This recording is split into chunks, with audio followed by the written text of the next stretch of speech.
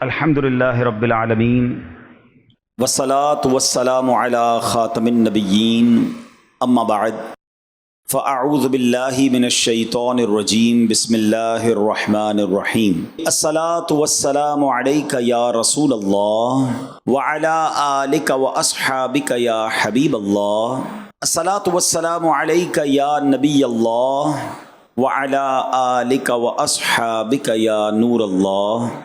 درود پاک پڑھنے کے بے شمار فضائل و برکات ہیں۔ میرے آقا مدینے والے مصطفیٰ صلی اللہ تعالیٰ علیہ وسلم کا فرمان عالی شان ہے، ما من عبدین متحابین فی اللہ یستقبل احدہما صاحبہ فیصافحہ۔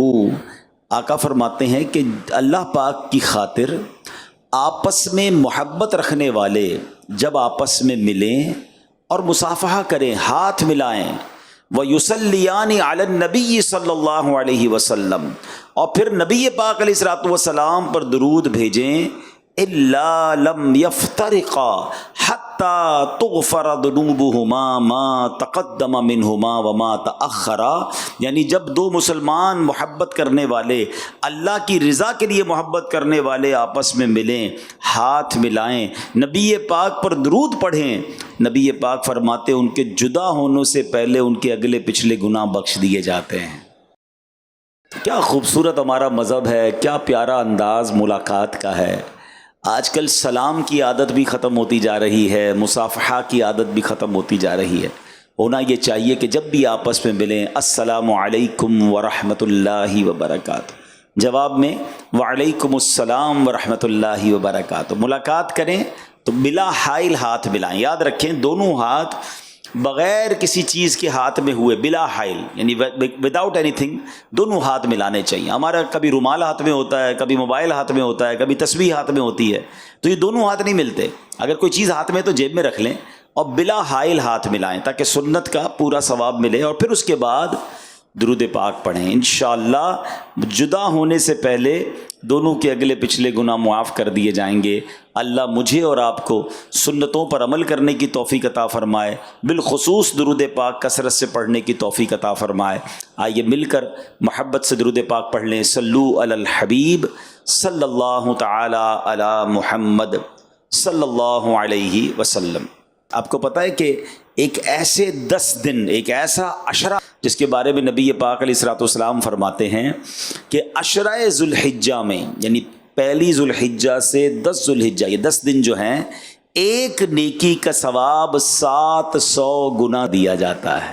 یعنی کاروباری لوگ بیٹھے ہیں، اسکیم آنے والی، آپ کی زبان میں بات کروں تو ایک اسکیم آنے والی ہے کچھ دنوں کے بعد، جس میں ایک نیکی ملٹی پلائی بائی انشاءاللہ 700 ہو جائے گی۔ تو آپ سوچیں کہ ہمیں اس میں کتنی نیکیاں کرنی ہیں، کیسا ذکر اللہ کرنا چاہیے، ساری نمازیں باجماعت پڑھنے کی نیت کر لیں، اور پھر انشاءاللہ درود پاک کی کثرت بھی کریں گے۔ حدیث پاک کی مشہور کتاب ترمذی اور ابن ماجہ میں مسلمانوں کی پیاری امی جان حضرت بی بی عائشہ صدیقہ طیبہ طاہرہ رضی اللہ تعالی عنہا سے روایت ہے کہ اللہ پاک کے آخری نبی صلی اللہ علیہ وسلم نے فرمایا، یوم النحر، قربانی کے دن آدمی کے اعمال میں اللہ پاک کے ہاں سب سے پسندیدہ عمل قربانی کے جانور کا خون بہانا ہے۔ بے شک قربانی روز قیامت اپنے سینگوں، بالوں اور کھروں کے ساتھ لائی جائے گی، اور بے شک قربانی کے جانور کا خون زمین پر گرنے سے پہلے اللہ پاک کے ہاں بلند مقام پر پہنچ جاتا ہے۔ نشانی ہے وفا کی اور ایک نعمت ہے قربانی، نشانی ہے وفا کی اور ایک نعمت ہے قربانی، خدا کے دوست ابراہیم کی سنت ہے قربانی۔ مسلمانوں کبھی قربانی سے پیچھے نہیں ہٹنا، وقار دین ہے، اسلام کی شوکت ہے قربانی۔ تو اے میرے پیارے اسلامی بھائیوں، سیکھنے کو کیا ملا کہ اللہ کے نزدیک بقرہ عید والے دن سب سے افضل نیکی کون سی ہے؟ وہ جانور کا خون بہانا ہے۔ یہ ان لوگوں کے لیے بھی جواب ہے جو قربانی کے مقابلے میں آلٹرنیٹ پیش کرتے ہیں۔ ہر سال قربانی کے دنوں میں وسوسہ پیدا کرنے والے لوگ آتے ہیں، کہتے ہیں جناب اتنے جانور ذبح ہوتے ہیں، کروڑوں اربوں روپے خرچ ہو جاتے ہیں، کسی غریب کی مدد کر دینی چاہیے، کسی کے ساتھ تعاون کر دینا چاہیے، اتنے جانور قربان کیوں کرتے ہیں؟ مجھے ایک بات بتائیں، میں کسی غریب کی مدد کروں، میں کسی جناب اور نیکی کے کام میں خرچ کروں، مجھے اجر کس سے لینا ہے؟ جواب دیجئے گا، اللہ سے لینا ہے۔ اور اللہ کا حکم کیا ہے کہ اللہ کے نزدیک یوم النحر سب سے افضل کام یہ ہے کہ اس دن جانور کا خون بہایا جائے۔ تو ہمیں ایک بات سمجھنی ہے، ہم شریعت کے پابند ہیں۔ جس رب نے ہمیں مسلمانوں کی خیر خواہی کا، جس شریعت نے ہمیں مسلمانوں کی خیر خواہی کا درس دیا، وہی شریعت ہمیں بتا رہی ہے کہ یوم النحر قربانی کے دن سب سے افضل عمل کیا ہے؟ وہ قربانی کرنا ہے۔ تو اس میں کوئی پس و پیش نہیں کرنی چاہیے۔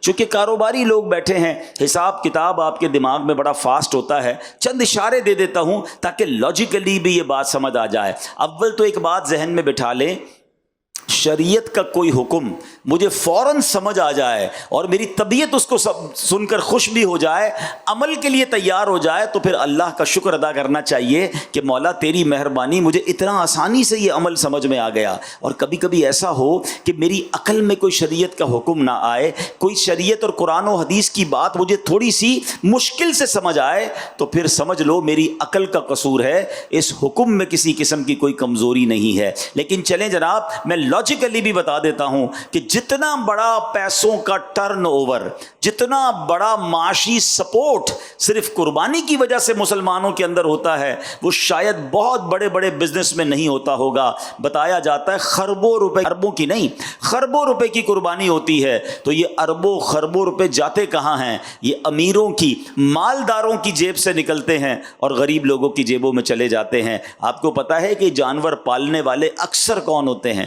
یہ گاؤں گوٹھ کے لوگ ہوتے ہیں، اپنے علاقوں میں پورا سال جانور پالتے ہیں کہ بقرعید کے دنوں میں بیچیں گے، پورے سال کے پیسے مل جائیں گے۔ تو سبحان اللہ، اور کمال دیکھیں میری شریعت کا، غریبوں پر قربانی نہیں ہے، صاحب نصاب پر قربانی ہے۔ یہی اکانومک سکھاتی ہے نا، یہی بزنس کا اکاؤنٹ سکھاتے ہیں کہ مالدار کی جیب سے پیسے اگر غریب کی طرف چلے جائیں تو اکانومی کو بوسٹ ملتا ہے۔ معیشت کا چکا جب چلتا ہے کہ جب پیسہ روٹیٹ ہونے لگ جائے تو جناب کروڑوں اربوں روپے جو ہے وہ لوگوں کی جیبوں سے نکلتے ہیں، جانور خریدا جاتا ہے۔ اور اگر آپ غریبوں کی بات کرتے ہیں تو لاکھوں غریبوں کا روزگار شروع ہو چکا ہے، آپ کے محلوں میں بھی شروع ہو چکا ہے، بکرا منڈی میں بھی شروع ہو چکا ہے، سوزوکی والوں کا شروع ہو چکا ہے، چارے والوں کا شروع ہو چکا ہے، جانور سنبھالنے والوں کا۔ سارے امیر لوگ ہیں کیا یہ ہیں؟ آپ کو غریب کی مدد کرنی تھی نا۔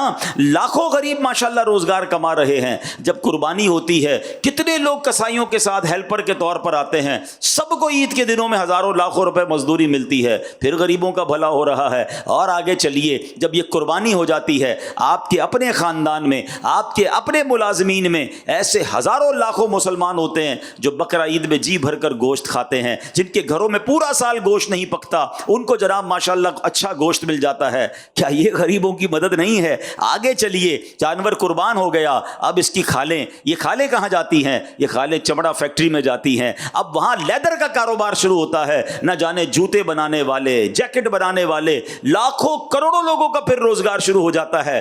نہ جانے لوگوں کو کیوں سمجھ نہیں آتا کہ سبحان اللہ، شریعت کے ایک حکم پر عمل کرنے کے لیے ہماری معیشت کو بھی بوسٹ ملتا ہے، ہمارے کاروبار کو بھی عروج ملتا ہے، اور سبحان اللہ کروڑوں غریبوں کی مدد بھی ہو جاتی ہے۔ لیکن ہم نے یہاں پر اگر یہ بات کوئی سمجھانے والا نہ ہوتا یا ہمیں لاجک پتہ بھی نہ ہوتی، پھر بھی ہمارا کام لبیک کہنا ہے کہ اگر رب کا حکم ہے، شریعت کا حکم ہے، تو جناب اب قربانی ہی کرنی ہے، اس کا کوئی اور آلٹرنیٹ نہیں ہو سکتا۔ اور آپ نے آج حدیث بھی سن لی کہ اللہ کے نزدیک یوم النحر یعنی قربانی والے دن سب سے افضل اگر کوئی عمل ہے تو وہ جانور کا خون بہانا ہے۔ اور سبحان اللہ، یہ جانور تو قیامت کے دن اپنے بالوں کے ساتھ، اپنے کھروں کے ساتھ، اپنے سینگوں کے ساتھ یہ پورا جانور قیامت کے دن لایا جائے گا۔ تو اب یہاں یہ بھی غور کر لینا چاہیے کہ اللہ نے جیسا مال دیا ہے نا، پھر ویسا جانور قربان کریں تاکہ اس کی بارگاہ میں وہ اس طریقے کا جانور ہمارے سامنے آئے۔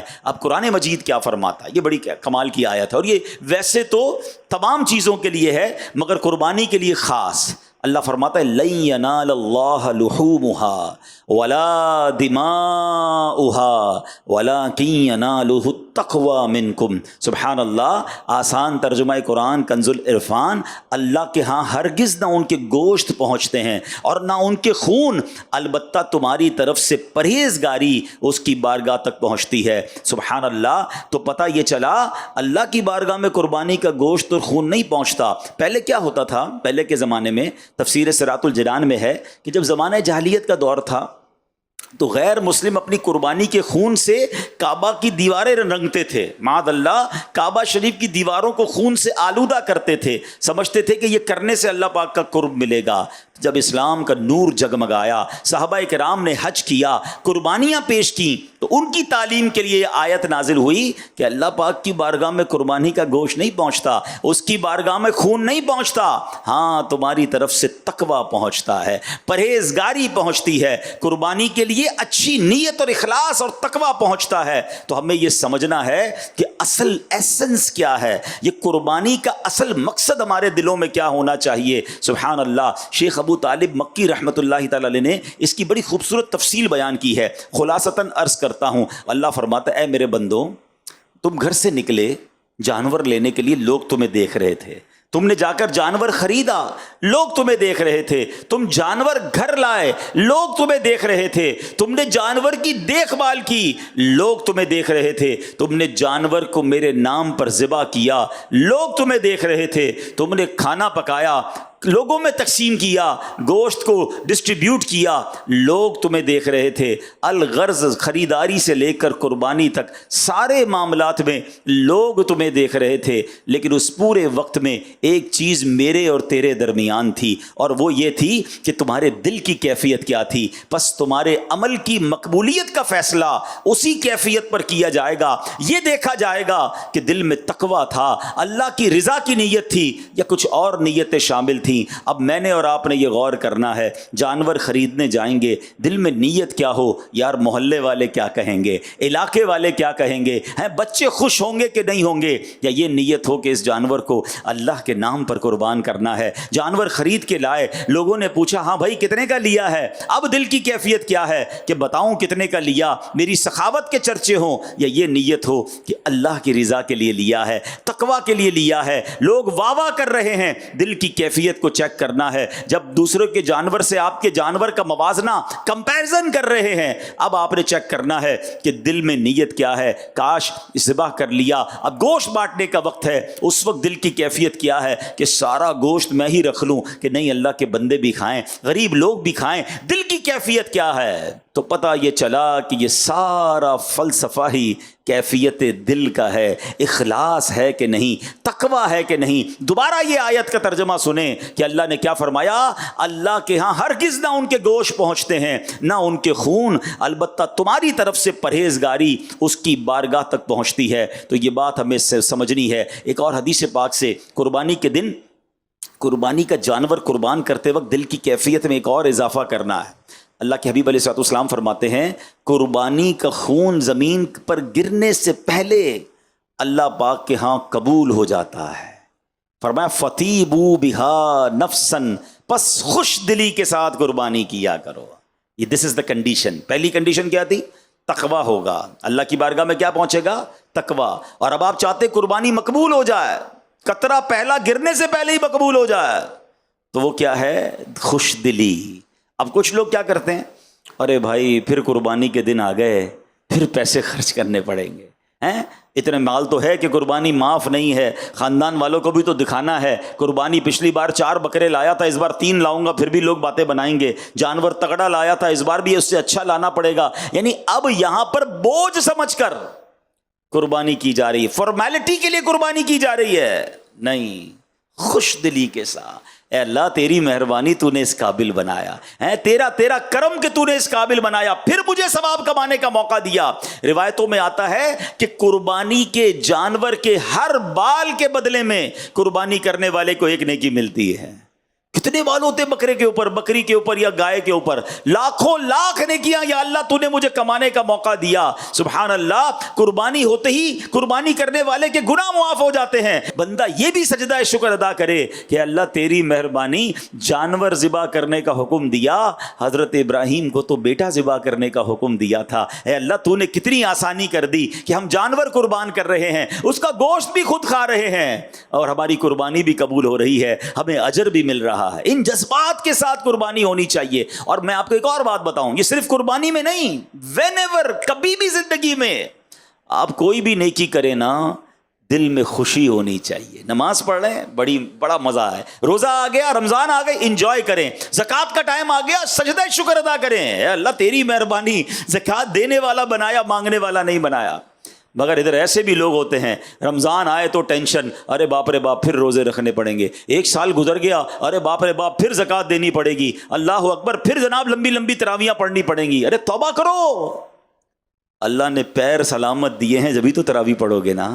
اللہ نے مال دیا جبھی تو زکوٰۃ دو گے, اللہ نے مال دیا جبھی تو حج کو جا رہے ہو. ارے عبادتوں میں تو انجوائے کیا کرو, اور جو عبادت خوش دلی کے ساتھ ہوتی ہے نا, اس کا اجر, اس کا ثواب, اس کی برکت ہی کچھ اور ہوتی ہے ہمیشہ. اب اس قربانی میں بھی آپ نے بہترین جانور کرنا ہے, مگر اچھی نیت کے ساتھ اور خوش دلی کے ساتھ کرنا ہے. اللہ اکبر. اب سنو نا, خوش دلی کس کو کہتے ہیں؟ اللہ حضرت ابراہیم اور حضرت اسماعیل کی اس قربانی کا کوئی ذرہ نصیب فرما دے.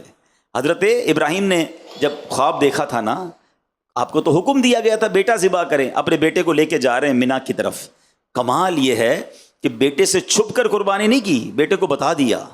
آپ نے کہا یا بنی انی ارا فی المنام انی اذبحک فانظر ماذا تری. کہتے ہیں اے میرے بیٹے, میں نے خواب میں دیکھا کہ میں تجھے ذبح کر رہا ہوں, اب تو دیکھ تیری کیا رائے ہے. اللہ اکبر. بچے سے پوچھا جا رہا ہے کہ مجھے حکم ملا ہے کہ تجھے ذبح کرنا ہے, اب تیری کیا رائے ہے. مگر وہ کیسی عظیم ہستی ہیں, ذبیح اللہ ہیں. حضرت ابراہیم نے جب یہ کہا تو بیٹے کے چہرے پہ چمک آ گئی, چہرہ کھل اٹھا, جسم پر کپ کپی طاری ہو گئی. حضرت ابراہیم پوچھتے ہیں اے بیٹے یہ معاملہ کیا ہے, تیرا چہرہ کھل کھلا رہا ہے, تیرے جسم پر کپ کپی آ رہی ہے. شہزادے کیا کہتے ہیں, کہتے ہیں ابو جان میں قربان ہو جاؤں کہ میں اپنے رب کے حضور حاضر ہو جاؤں گا, اس فانی دنیا سے نکل کر میں جنت میں پہنچ جاؤں گا. اللہ پاک نے اگر میرے لیے حکم دیا ہے تو اس کا مطلب وہ رب کریم مجھ سے راضی ہے. بے شک رب نے جو اپنے پاس نعمتیں تیار کر رکھی ہیں وہ اس دنیا اور جو کچھ اس میں ہے اس سے تو بڑا بہتر ہے. سبحان اللہ, میں کتنا خوش نصیب ہوں کہ مجھے اس قربانی کے لیے قبول فرما لیا گیا.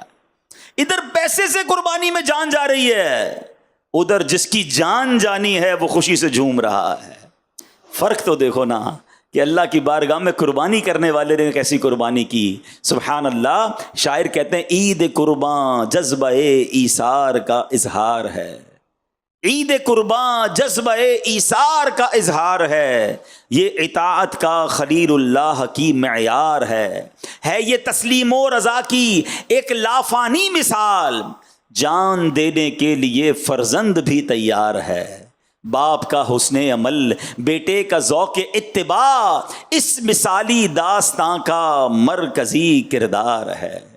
بزرگوں نے جب یہ واقعات پڑھے نا, انہوں نے پتہ کیا کیا, اب ہمیں تو حکم نہیں ہے بیٹا ذبح کرنے کا, مگر شیخ احمد بن یحییٰ دمشقی رحمۃ اللہ تعالی ایک بڑے نیک بزرگ ہیں, دمشق کے رہنے والے ہیں. کہتے ہیں ایک روز اپنے والدین کے ساتھ میں بیٹھا تھا, والد صاحب قرآن پڑھ رہے تھے, والدہ بھی ساتھ بیٹھی تھی. دوران تلاوت ہی حضرت ابراہیم اور حضرت اسماعیل کا واقعہ آ گیا, اور انہوں نے قرآن کریم سے یہ واقعہ پڑھ کر گھر والوں کو سنایا کہ دیکھو کیسے قربانی ہوئی تھی. حضرت ابراہیم نے اپنا بیٹا ذبح کرنے کے لیے گئے اور یہ واقعہ ہوا.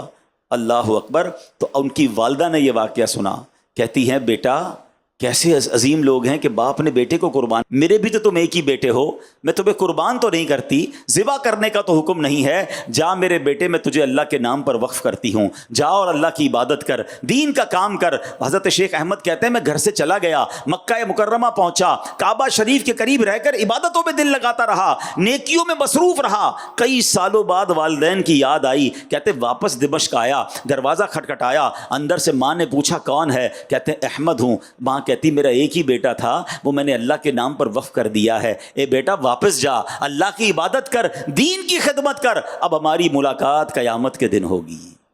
یہ ایسے افراد تھے ہیں. آج ہم اپنے بچوں کو دین کی طرف بھیجنے کے لیے تیار نہیں ہوتے. ہمیں کوئی کہے 3 دن کے قافلے میں چلو، کہتے ٹائم نہیں ہے. ارے بھائی 2-3 گھنٹے کے کسی اجتماع میں آ جاؤ. آپ کو پتا تو ہے حضرت کیسے نکلوں کاروبار سے، دکان پر کوئی اور بیٹھنے والا نہیں ہے. اچھا یہی صاحب کبھی ٹورسٹ پر کبھی گھومنے جانا ہو، کئی دن روانہ ہو جائیں گے مگر دین کے لیے وقت نہیں نکلتا. اللہ اکبر. یاد رکھیے ایک وقت آئے گا جب موت کا فرشتہ آئے گا نا، دکان سے بھی اٹھا کر لے جائے گا، گھر سے اٹھا کر بھی لے جائے گا. اس وقت اس کو روک نہیں سکیں گے. بڑا گہرا جملہ کہنے جا رہا ہوں. اس آخرت کے سفر سے پہلے کچھ ایسے اچھے سفر کر لو جو اس سفر کو آسان کر دے. ہاں اگر آخرت کا سفر آسان کرنا ہے نا تو زندگی میں سے ہی کچھ وقت نکالیے. پہلے تو وہ سیکھیے جو مجھ پر سیکھنا فرض ہے. ہم کاروبار کرنے والے ہیں، کیا ہمیں کاروبار کے مسائل آتے ہیں؟ کیا تجارت کے اصول سیکھے ہم نے؟ ہم میں سے کچھ جاب کرنے والے ہوں گے، کیا آپ نے اجارے کے مسائل سیکھے؟ جس کو جاب پر کسی کو رکھنا ہے، اجیر رکھنا ہے، اس کو بھی شرعی حکم سیکھنا ضروری ہے. بہت ساری بیسکس ہیں جو ہمیں نہیں آتی. ہمیں اپنی کاروبار کے سارے طریقے معلوم ہوتے ہیں، مارکیٹ کی ساری ہمیں جناب لین دین کا طریقہ آتا ہے، مگر میری شریعت نے جو مجھ پر سیکھنا لازم کیا، بڑے بڑے لوگوں کو نماز پڑھنا، وضو کرنا، غسل، نماز جنازہ، کپڑے پاک کرنے کا طریقہ، بیسکس وہ نہیں آتے تو کب سیکھیں گے؟ اور ایک وہ لوگ ہیں جو بیٹے کو کہتے ہیں بیٹا اب قیامت کے دن ملاقات ہو. کیا بن گئے وہ؟ شیخ احمد رحمۃ اللہ تعالیٰ کے اتنے بڑے ولی بن گئے، اتنے بڑے بزرگ بن گئے. تو کم از کم میں مشورہ بھی دیتا ہوں، چلے بات چلی ہے، ہم میں سے بہت سارے صاحب اولاد ہوں گے، اللہ نے پیسوں سے بھی نوازا ہوگا. کیا ایسا نہیں ہو سکتا اگر اللہ نے 3-4 بیٹے دیے ہیں تو ایک بیٹا دین کے لیے وقف کر دینا، 2-3 بیٹے کاروبار میں ساتھ دیں، ایک جنت کا کاروبار آپ کے لیے کرے، ایک جنت کا سامان کر دے. خوش نصیب ہے وہ والدین جو اپنے بچوں کو دین کے لیے وقف کرتے ہیں. وہ بیٹا پھر عالم بنے، وہ حافظ بنے. اور میرا ماننا یہ ہے کہ اگر کسی بزنس فیملی سے کوئی بچہ کھڑا ہوتا ہے اور جب وہ دین کا کام کرتا ہے تو وہ اس میچورٹی کے ساتھ، اس کانفیڈنس کے ساتھ جا کر پوری دنیا میں دین کا کام کرتا ہے جو عام مبلغ کے لیے آسان نہیں ہوتا. تو میں تمام والدین کو کہتا ہوں، لوگ کہتے ہیں ایک بیٹا میرا جناب ڈاکٹر ہے، ایک بیٹا میرا لائر ہے، ایک بیٹا جناب میرا بزنس سنبھالتا ہے. میں نہیں کہتا کہ جناب یہ کام غلط ہے، مگر خوش نصیب ہے وہ والدین جو یہ کہتے نظر آتے ہیں کہ میرا ایک بیٹا عالم دین ہے، میرا بیٹا مفتی اسلام ہے، میرا بیٹا جناب دین کا مبلغ ہے اور جا کر لوگوں کو نیکی کی دعوت دیتا ہے. کوئی ایک بیٹا تو ایسا رکھو نا جو مرنے کے بعد بھی آپ کے لیے صدقہ جاریہ کا باعث بنے. کہتے ہیں خاندان میں ایک ڈاکٹر ہونا چاہیے، سچی بات یہ ہے کہ فیملی میں ایک عالم دین ہونا چاہیے، حافظ قرآن ہونا چاہیے. کیونکہ حدیثوں میں یہ مضمون موجود ہے کہ حافظ قرآن اپنے گھر والوں میں سے 10 ایسے لوگوں کی قیامت کے دن شفاعت کر کے انہیں جنت میں لے جائے گا جن پر گناہوں کی وجہ سے جہنم واجب ہو چکا تھا. عالم دین جب جنت میں جائیں گے تو انہیں روکا جائے گا کہ رک جائیے اور لوگوں کی شفاعت کیجیے، انہیں بھی اپنے ساتھ جنت میں لے جائیے. تو ان کے ماں باپ کا کیسے وارے نیارے ہوں گے، ان کے بھائی بہنوں کے وارے نیارے کیسے ہوں گے کہ جس کی فیملی میں کوئی عالم باعمل اور دین کا مبلغ ہوگا. صرف نوٹ گننے کے لیے اولاد کو آگے بڑھانا ہے، صرف کاروبار کو چمکانے کے لیے ہم نے سارے بچوں کو لگانا ہے؟ نہیں، یہ انویسٹمنٹ کیجیے. ہاں اور ایک اور بات اشارتاً عرض کر دیتا ہوں کہ اگر آپ یہ طے کریں کہ آپ کے بیٹوں میں سے کوئی ایک بیٹا آپ دین کے لیے وقف کریں تو اس کو اتنا ہی سپورٹ کریں جتنا کاروبار کرنے والے کو بھی سپورٹ کریں. ورنہ کرتے کیا ہیں، کسی بچے کو اگر عالم بنا دیا، اب بعد میں ساری زندگی وہ بیٹا شرمندہ رہتا ہے، کاش میں بھی کاروبار کرتا، سارے بھائی آگے نکل گئے، میں پیچھے رہ گیا.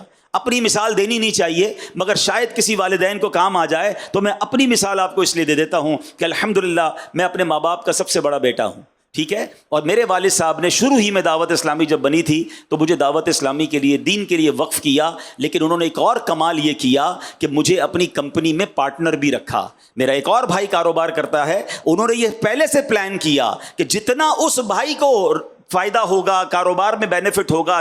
میرا ایک اور بھائی کاروبار کرتا ہے، انہوں نے یہ پہلے سے پلان کیا کہ جتنا اس بھائی کو فائدہ ہوگا، کاروبار میں بینیفٹ ہوگا، جو اس کا شیئر ہوگا وہ میرا بھی شیئر ہوگا. مجھے کہا بیٹا آپ نے کاروبار نہیں کرنا، آپ نے دین کا کام کرنا ہے.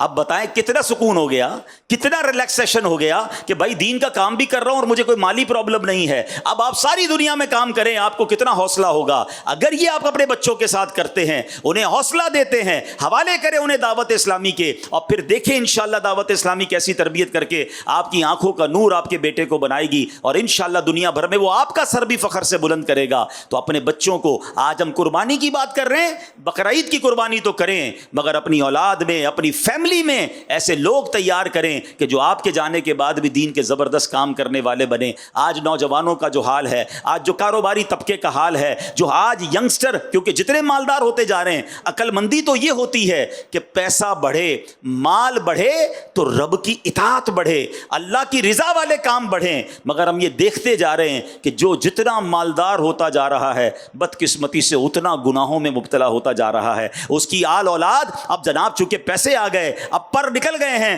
تو اب جناب سارے برے کاموں میں لوگ نظر آتے ہیں۔ ایسا ہونا نہیں چاہیے تھا۔ عقل مندی یہ ہے کہ رب جتنی عطائیں بڑھائے ہم اتنے سجدے بڑھائیں، ہم اتنا شکر بڑھائیں۔ مگر ہو کیا رہا ہے؟ وہ عطائیں بڑھا رہا ہے، معاذ اللہ ہم خطائیں بڑھا رہے ہیں۔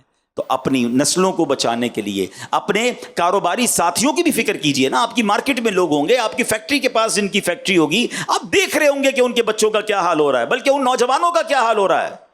اس کی فکر کون کرے گا؟ اپنی سوسائٹی میں آپ جس بھی کالونی سے، جس بھی جناب مارکیٹ سے آئے ہیں، کہ جناب ہم اگر آج دعوت اسلامی کے فیضان مدینہ میں آئے ہیں تو اگلی بار اپنی مارکیٹ کے مزید تاجران کو لے کر آئیں گے، ہم ان کے بچوں کو بھی دین کی طرف بلانے کی کوشش کریں گے۔ تو اس کا طریقہ یہی ہے کہ اس طرح کی گیدرنگز ہوتی رہیں، آپ کی مارکیٹوں میں بھی ہوتی رہیں، دکان دکان درس کا سلسلہ شروع ہو، فیکٹری فیکٹری مدرسۃ المدینہ بالغان کا سلسلہ شروع ہو، اور پھر ہم اپنے بچوں کو، ہم بزنس کمیونٹی کے لوگ جو ہے اپنا وقت دے کر دیکھیں۔ آج تو وقت کی قربانی مانگی جا رہی ہے۔